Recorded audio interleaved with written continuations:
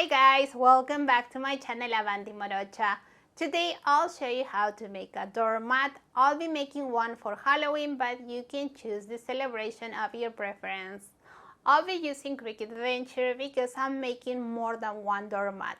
You could also use a Cricut from the Maker or Explore series. The dimensions will vary based on the material and the mat size you are using. Now let's begin. For this project, I'll use these two designs I create. They are part of the Cricut library. To use them, you need to have Cricut Access or buy them a la carte. I added both designs to Canvas. I'll select each of them and click on Attach. The design's dimensions will vary based on your doormat size. I'm using an 18 by 30 inches doormat. My design is 25 inches wide and fits perfectly in this doormat. This is only a guide layer that helped me visualize. Click on Make It.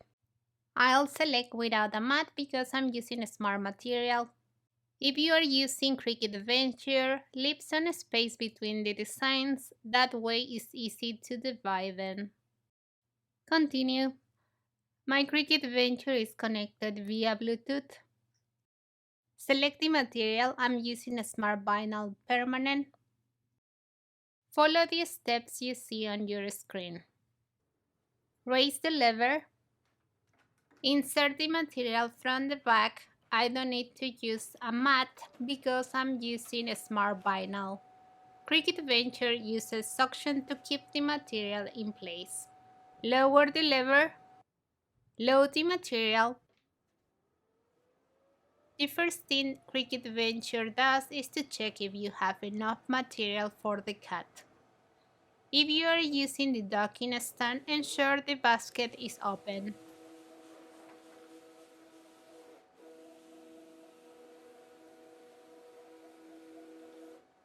When the machine confirms that you have enough material, press the Start button.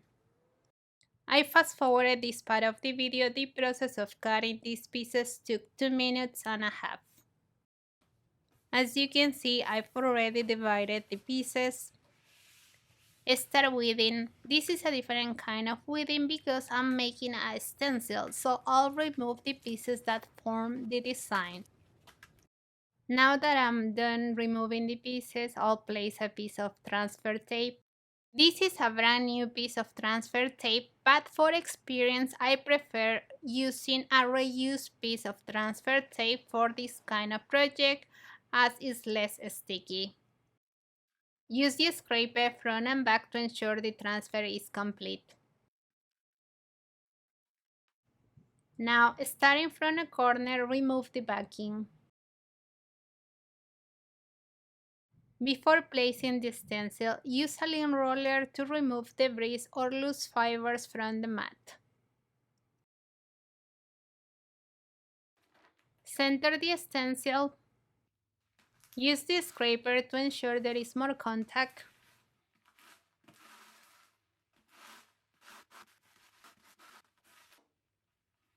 Starting from a corner, remove the transfer tape. I'll place a thumbtack to keep the stencil in place.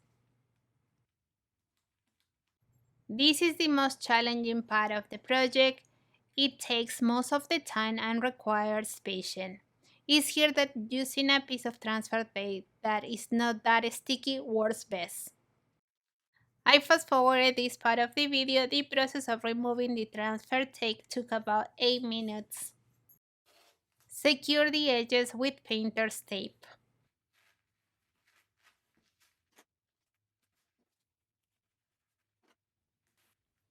I put some thumbtacks in the leather counters like the O's and E. I also add more in other areas to ensure the stencil doesn't move. This is optional, but you could use a hairdryer with medium heat. This helps the stencil adhere better to the mat. Ensure the hairdryer is set to low so the stencil doesn't fly away.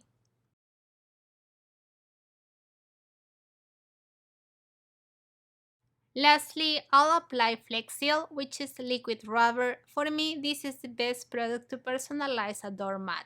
You could also use black spray paint, but it won't last as long as this. Take it outside and paint it.